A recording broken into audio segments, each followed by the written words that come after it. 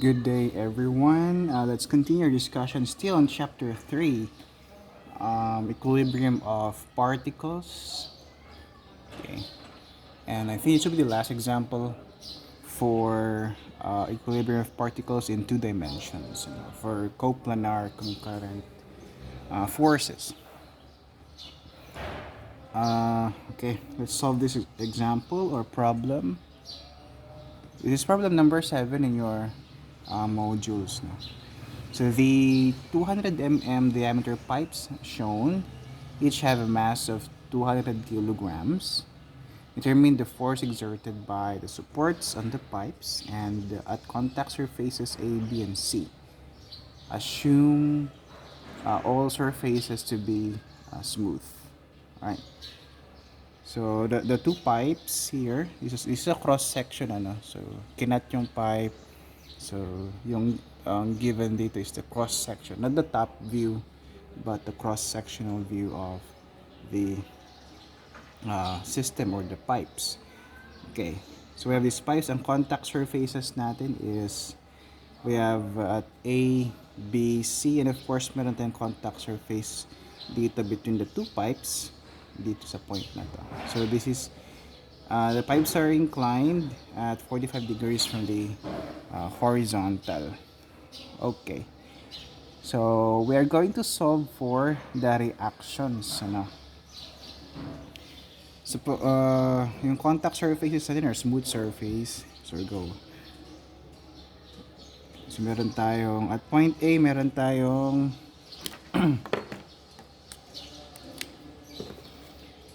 smooth surface reaction dito. So the reaction at point A would be perpendicular to this plane, itong surface natin. So let's say RA, RAN. And we also have a reaction at point B, perpendicular also.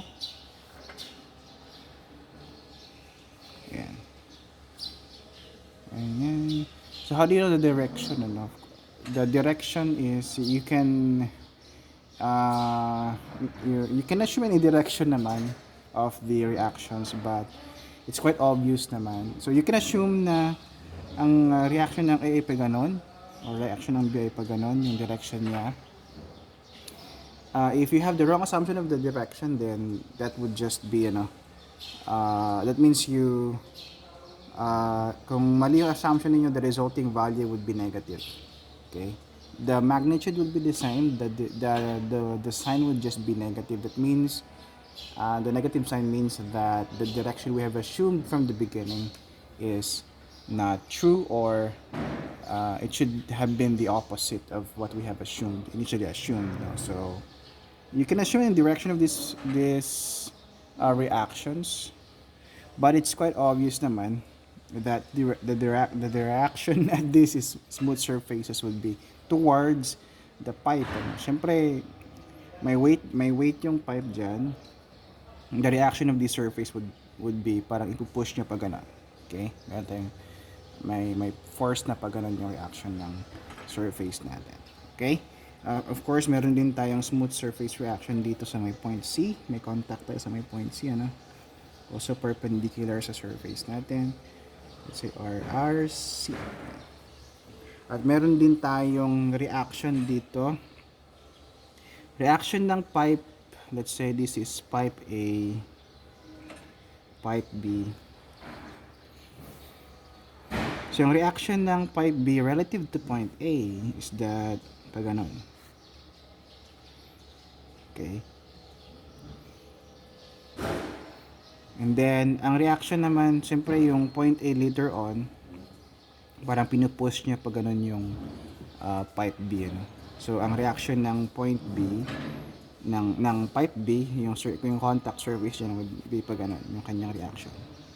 Okay. You can assume naman na iba yung direction, but obvious naman sa problem natin na ganun nga yung reaction na.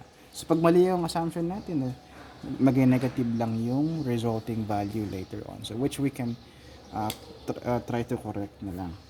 Okay? So, yun yung mga reactions natin. Of course, don't forget yung weight. Other forces would be the weight of the two pipes. Weight dito. Okay. So, weight ng pipe A, weight ng pipe B, given yung ating given yung mass ng dalawang pipes. So, they have the same mass. We have 200 kilograms. So 200 kilograms, gawin nating weight. We simply multiply it by the gravitational acceleration, 9.81 meters per second square. That would be 1962 newtons. They have the same mass, so they have the same weight. Okay, so we also have this equivalent to 1962 newtons. Okay. So those are the forces in the system. Now how do we solve for the reactions, or the reactions on the contact surfaces or smooth surfaces where the pipes are in contact with. So we do it from one pipe to another. Okay, since analysis natin is equilibrium of particles. So we do it from one pipe to another. You may start at pipe A, analyze the forces, okay, and then later on transfer the forces to pipe B and analyze pipe B. Okay. So can we start at pipe B? Okay. Pwede ba tayong mag-start sa pipe B? Let's say this is R na lang. R1 ba to? R1 yung nandun sa module yata. Okay. So, can we start analyzing the system at pipe B? Obviously, hindi pwede, Kasi we have how many unknowns in pipe B? So, we know the weight ng pipe B. So, given yan. So, we don't need to solve that. What we do not know at pipe B, yung mga forces at pipe B would be RA, RB, and R1. Okay. So, RA, RB, and R1. We have three unknowns if we start analyzing the system at pipe B. And we only have two equations sa two-dimensional forces, when we deal with two dimensions, we have two equations. Summation of forces along x is equal to 0. Summation of forces along y is equal to 0. So, and we have three unknowns. Hindi pwede, Hindi pwede. So, we cannot solve anything if we have two unknowns. We have three unknowns and we only have two equations, We should have, para ma-solve na sana natin, we should have three equations and three unknowns, So, let's look at pipe A. So at pipe A, how many unknowns do we have? We have RC and R1. We know the weight of pipe A, that's 1962 newtons. So we have two unknowns in pipe A, and we have two equations of equilibrium. And so we should start analyzing at pipe A. So when we analyze pipe A, we can solve for RC and R1.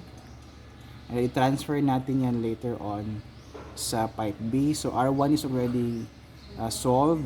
So later on at pipe B, we only have two unknowns, RA and RB. Okay? So yan. So let's start at pipe A. So at pipe A, let's try to draw the free body diagram of pipe A. Pipe A.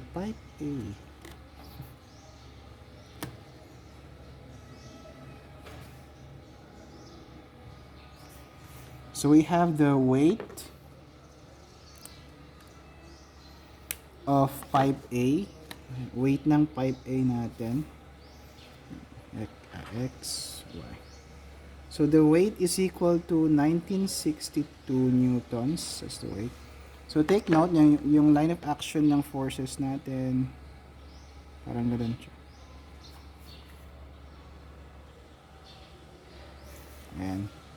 So Ganun yung line of action force ng RC. Ganun din yung R1. I-transfer na lang natin siya dito. Okay. So that's the weight of pipe A, and we also have RC here.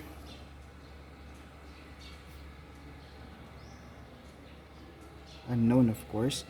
We also have R1 here.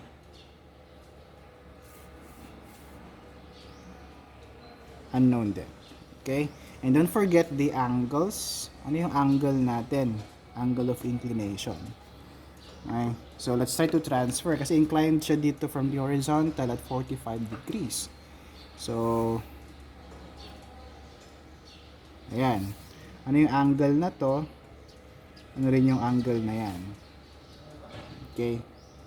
So, opposite angles are equal sa geometry. You can still remember sa geometry natin. So, i-transfer natin yung angle. So, this angle should be equal to this angle. So, this is also 45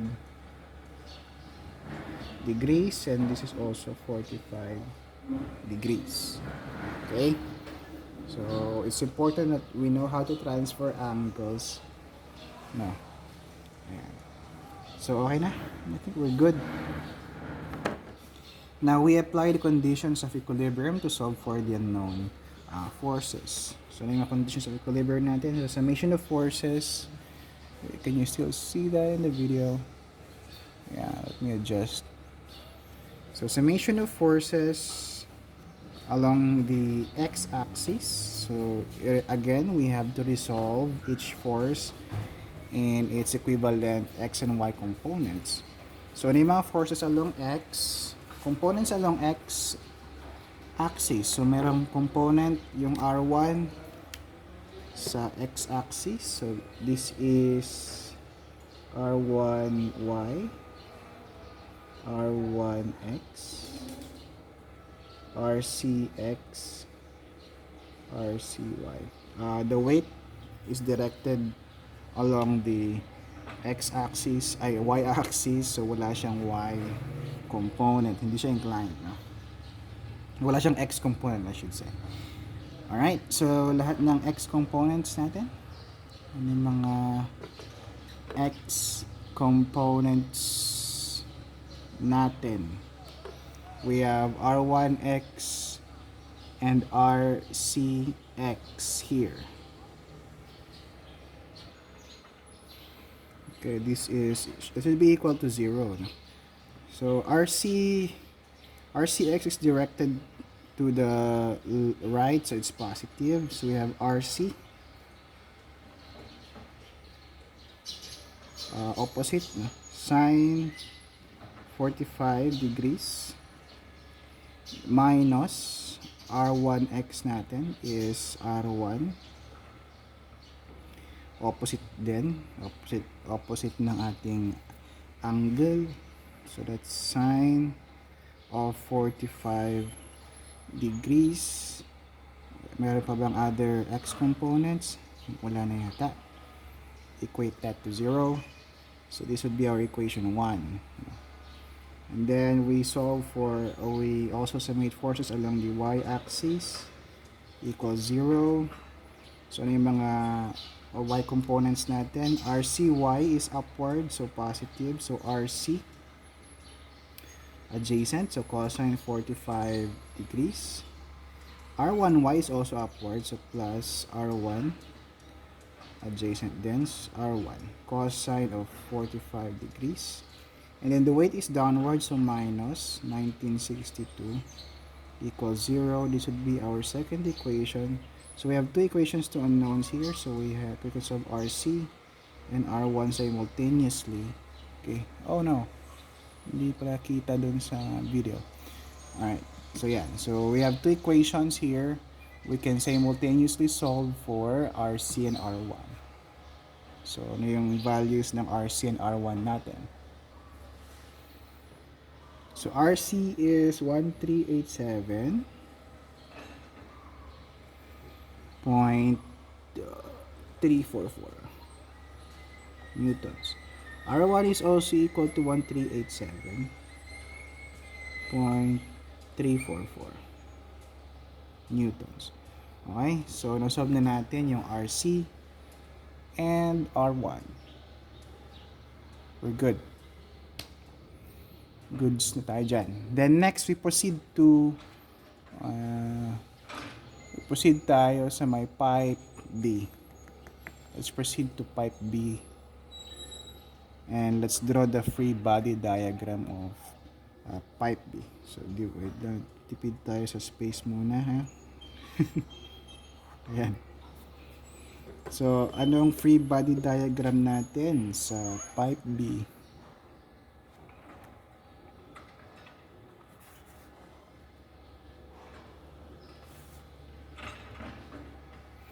So, meron tayong yung weight ng pipe B.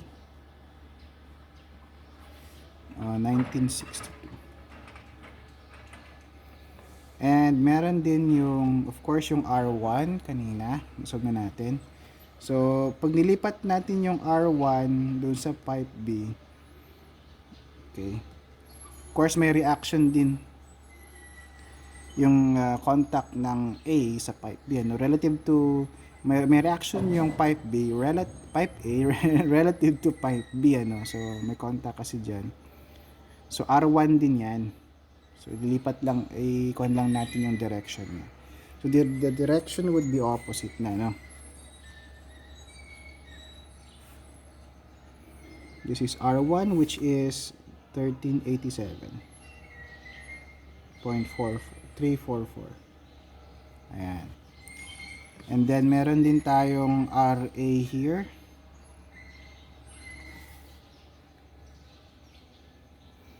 And then we have RB directed along the x-axis. Okay. I think we're all good now. So, ang unknown lang natin dito is yung RA and RB. And don't forget, of course, yung ating angles. So, this is 45 degrees and this is also 45 degrees. Then we can now apply the conditions of equilibrium. So, summation of forces along x-axis is equal to 0. So, lahat ng x components natin. So, ano yung mga forces along the x-axis? Siyempre, merong the component yung RA along x-axis, RAX. This is RAY. Meron din R1X. And we also have R1Y. Okay? So, summation of forces along X. Let's start with RA na lang tayo. So, RA is X component is RA right siya, so positive. So, this directed to the right, so positive yan. So, RA, sine of opposite ng 45 degrees. So, sine 45 degrees. So, RA sine 45 degrees. And we also have RB directed to the left. So, minus RB. Ano pa? R1X is directed to the right. So, plus. R1X natin is 1387.344.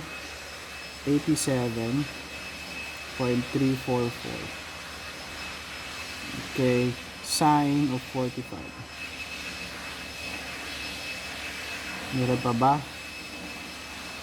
I think wala na. So, equate that to 0. So, this would be our equation 1. Okay, next, summation of forces along the y-axis is equal to 0. So, ano yung mga forces along y? Ano yung mga forces natin along y? RAY, of course. So, RAY is, we have RA cosine 45. R1Y, that is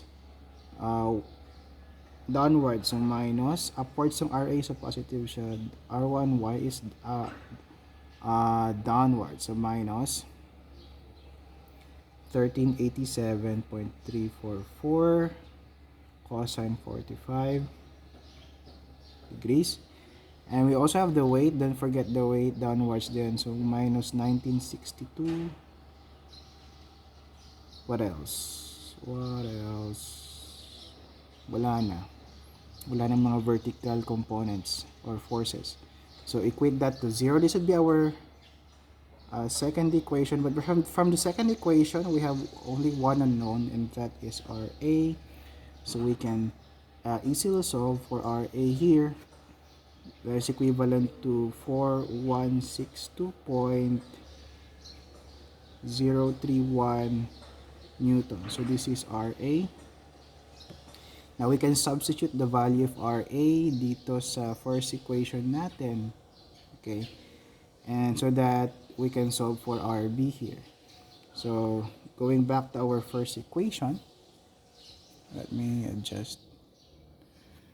So RA is 4162.031 sine of 45 degrees minus RB plus 1387.344 sine 45 degrees equals 0. So we have one unknown in the equation, and that is RB. So R sub B is, what is R sub B? 3924 newtons. Okay, so that is R sub B. So kompleto na tayo. We have solved for RC and R1 kanina using pipe A, and then we have solved for RA and RB. Okay? So that's it. I hope na naintindihan natin yung ating lesson.